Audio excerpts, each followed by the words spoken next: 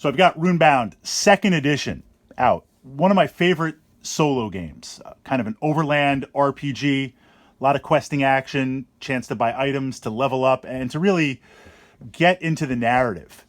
This game, however, and this is not a criticism. I mean, I enjoy the 3rd edition also, and if they come out with a 4th edition, I'll be enjoying that. But this game is from about 2008, 2009, 2010, somewhere around there. So naturally, the mechanics reflect, the board gaming mechanics reflect it from that time. And there are just certain board gaming mechanics that I'm not a big fan of. I understand what some of the designers were trying to do, but they really kind of don't work that well in a timed-based game. And I'm going to give one example that literally just happened in this solo playthrough. Then I'm going to mention 2 other mechanics.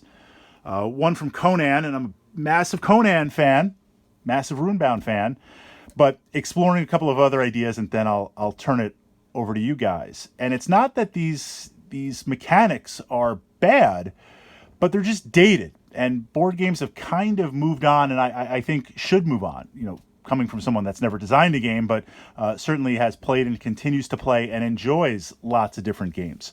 So at its core, and again, right now we're just looking at Runebound. At its core, Runebound is a timer-based game where a number of players are competing to defeat the Dragon Lords. So you're on a timer. This is like a quest game that every turn is vital. Every turn you need to hit up some of these encounter markers. You need to gain some gold. You need to get some experience. You want to level up your stats. You've got magic items. You want to visit a market. I mean, standard quest stuff going on, but every action needs to be optimized as best as you can. When you die, you lose everything. So we're at turn 6, and Mardrog, he was over here doing some quests. Admittedly, my fault. I should have still been taking the green quests. They go green, yellow, purple, and red are endgame quests. You can engage in any time you want, but based on the items in play, where your character is, the stats, the level, you're not really jumping into purple and yellow until you're ready. You've got a couple of bumps.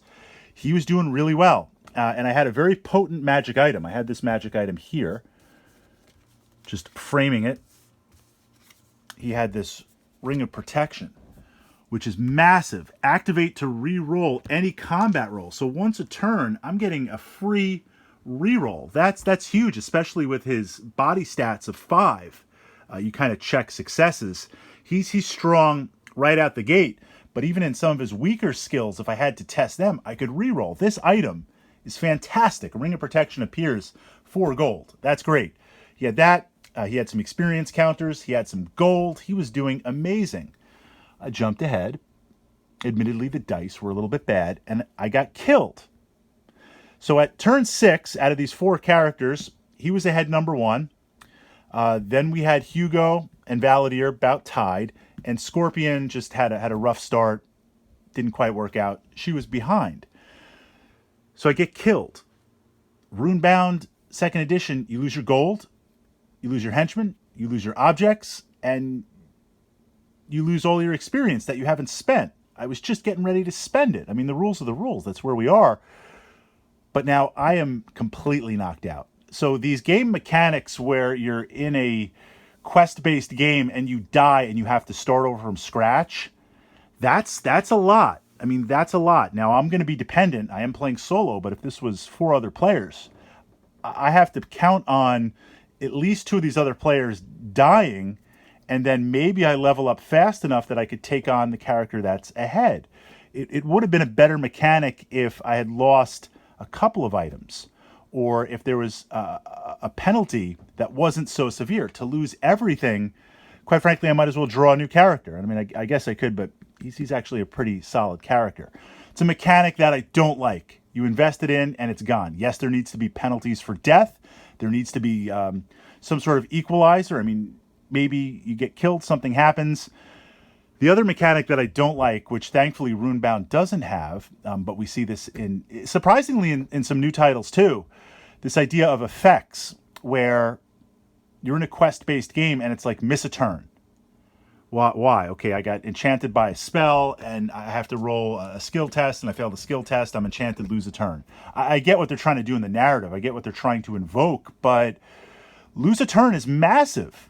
To lose a turn, if that happens two, three, four, five times over the course of a game, I mean, we're at turn 6. I like to mark the turns just for what if with a D10 or a counter. We're about halfway through green quests. By about turn 12 or so, then we'll move into yellow quests. The point is, over the course of a game, 50, 60 moves, if I lose 10 turns, that's massive. So I'm not a fan of this mechanic. It's your turn, you do nothing, sit around. I'd rather see a mechanic where Runebound, you roll these terrain dice and you match them up. By default, you roll 5. I'd rather see a game mechanic where I get enthralled or spell, and rather than lose a turn, take away a die. Or for a combat check, roll 2d6, take the lowest. It's still going to punish you. I don't mind being punished, but give me something I can still work with. So that's another kind of old mechanic I'm not a big fan of. And bringing in Conan, we also see this idea of effects. And Gloomhaven's over on the other side of the room. We're going to get into Gloomy solo in a little bit, but I have to be careful because I don't want to give away any spoilers. But one of the things with Gloomhaven, and you guys know I'm a massive Gloomhaven fan, with Gloomhaven, there's the idea of all these effects, poison, paralysis, that mess with your stats, cause you to lose turns, cause things to happen. I see what they're doing. I understand what they're doing, but the penalty is too great for when it happens. And in some of the quests, it regularly happens. You're getting poisoned. I mean, in Conan, you go into the sands, you're getting poisoned, you're getting poisoned, you're getting poisoned. It's crazy. I get the mechanics. Scorpions are stinging me everywhere. But in that type of timer-based game, it really pulls you back a lot. So there's some of these older elements of board game design, which I have to say they really are still surprising me that they're incorporated. I think there's a chance for better mechanics. Your thoughts? Some of the older board game mechanics that you're not much of a fan of that are still incorporated, or maybe some of your favorite titles that you like. Doesn't have to be an older type game, could be a newer type game, and seeing it and exploring it from that perspective.